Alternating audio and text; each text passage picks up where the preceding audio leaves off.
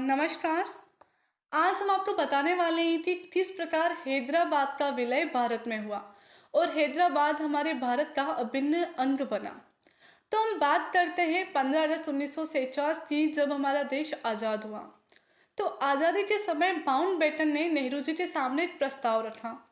उस प्रस्ताव के अनुसार ये था कि ब्रिटिश अधीन उस समय 565 रजवाड़े थे और माउंटबेटन ने कहा कि इनमें से हम इनको स्वतंत्रता प्रदान करते हैं कि ये चाहे जिसमें मिल सकते।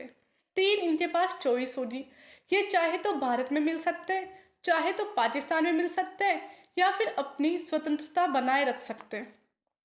इसके बाद इनमें से 552 रजवाड़े भारत में शामिल हो गए, बचे हुए पाकिस्तान में। लेकिन इनमें से कुछ ऐसे रजवाड़े थे जो अपने आप को स्वतंत्र बनाए रखना चाहते थे। इनमें थे जम्मू कश्मीर, भोपाल, जूनागढ़, हैदराबाद और त्रावणकोर। तो इसमें से जो जम्मू कश्मीर के राजा थे हरि सिंह, ये सब राजा कहीं ना कहीं अलग अलग चीज़ों में फंसे रहते थे और ये जनता पर कम ध्यान दे पाते थे।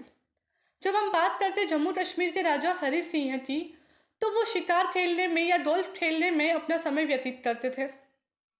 इसके अलावा हम बात करते हैं जूनागढ़ के नवाब की, तो उनको कुत्ते पालने का शौक था। उनके पास 500 ऐसे कुत्ते थे जो अलग अलग ब्रीड के थे। विदेशी, देसी, सभी प्रकार के कुत्तों को वो पालते थे। और बात रही भोपाल के नवाब की, तो वो तो नवाब ठहरे। तो और बात आती अगर हैदराबाद के नवाब की, तो जो हैदराबाद के जो निज़ाम थे वो अपना जो अक्खड़पन स्वभाव के कारण काफ़ी अलग ही व्यक्तित्व प्रदर्शित करते थे। उनका जो स्वभाव था वो बहुत ही विचित्र था, बहुत ही अक्खड़पन लिए हुए था। तो जो हरि सिंह थे जम्मू कश्मीर के, वो चाहते थे कि वो स्वतंत्र बने रहें, लेकिन वहाँ की जो जनता थी वो थी मुसलमान और वो शामिल होना चाहती थी भारत में। इसी प्रकार जो हैदराबाद था, वहाँ पे जिस निज़ाम का शासक था, वहाँ के शासक मुसलमान थे और वहाँ की जो जनता थी वो 80% से अधिक जनता हिंदू थी और वो शामिल होना चाहती थी भारत में। इस तरह से कई सारे विरोध हुए और अब हम आपको बताने वाले हैं कि इन विरोधों के बावजूद या निज़ाम के न चाहते हुए भी वो भारत का अभिन्न अंग कैसे बना और किस प्रकार से उसने भारत के सामने अपने घुटने टेके। 1720 से हैदराबाद में निज़ाम का शासन चलता आ रहा है। लगभग 1720 से लगातार 7 निज़ाम रहे देश की आज़ादी तक।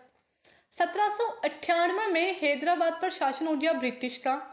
तो इस तरह जो निज़ाम था वो ब्रिटिश के अधीन कार्यरत हो चुके थे। जो ब्रिटिश के अंदर ही कार्यरत जो अंतिम जो वहाँ के निज़ाम थे, उनका नाम था उस्मान अली खान। हैदराबाद के नवाब इतने अमीर थे कि 1937 में टाइम्स पत्रिका ने उन्हें दुनिया का सबसे अमीर शख्स घोषित किया। इसके अलावा वो जो थे वहाँ पे हैदराबाद में कई तरह के हीरे मिले थे, इसलिए वो सबसे अमीर थे। वो जहाँ पे भी जाते उन्हें 21 तोपों की सलामी दी जाती थी और हैदराबाद सबसे बड़े राजघरानों में से एक था। लेकिन इसके बावजूद भी वहाँ के जो निज़ाम थे वो फटी हुई शेरवानी और पजामा पहना करते थे। अब हैदराबाद के जो निज़ाम थे उस्मान अली खान, वो रहना चाहते थे स्वतंत्र। वहाँ की जो जनसंख्या थी 85% वो थी हिंदू, वो शामिल होना चाहती थी भारत के अंदर। उस समय के जो कट्टरपंथी मुसलमानों के जो प्रमुख थे, उनका नाम था कासिम रिजव। कासिम रिजव ने निज़ाम को इस तरह से भड़काया था कि वो उन्हें स्वतंत्र रखवाना चाहते थे। और फिर धीरे धीरे कहीं ना कहीं निज़ाम ने पाकिस्तान के साथ संबंध बढ़ाए और उनसे कहा गया कि अगर भारत ने हम पर हमला कर दिया तो आप हमारी सहायता करोगे क्या हमें स्वतंत्र बनाए रखने में। लेकिन उस समय से पाकिस्तान ने उन्हें कोई भी संतुष्टिपूर्ण जवाब नहीं दिया था। इसके बाद हुआ ये कि वो कहीं और से हथियार खरीदने लगे और जैसे ये बात पता चली सरदार वल्लभ भाई पटेल को, तो उन्होंने कहा कि जो हैदराबाद है कहीं ना कहीं पेट का कैंसर है और इसकी हमें जल्दी से जल्दी सर्जरी करवानी चाहिए।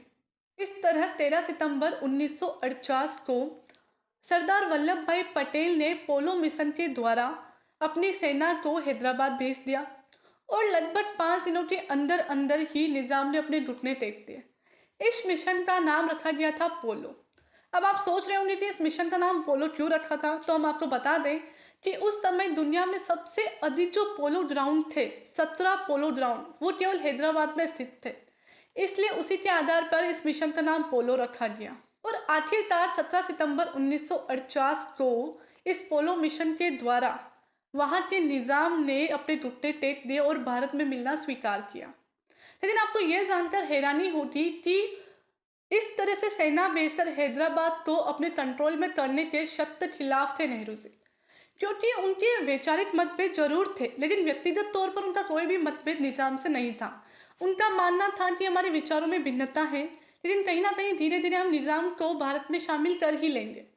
लेकिन जो सरदार वल्लभ भाई पटेल थे, उनके वैचारिक मतभेद के साथ साथ उनके कहीं ना कहीं कुछ व्यक्तिगत मतभेद थे, और वो चाहते थे कि जो निज़ाम है उनका अस्तित्व ही समाप्त हो जाए, और वो उनके अस्तित्व को समाप्त करना चाहते थे।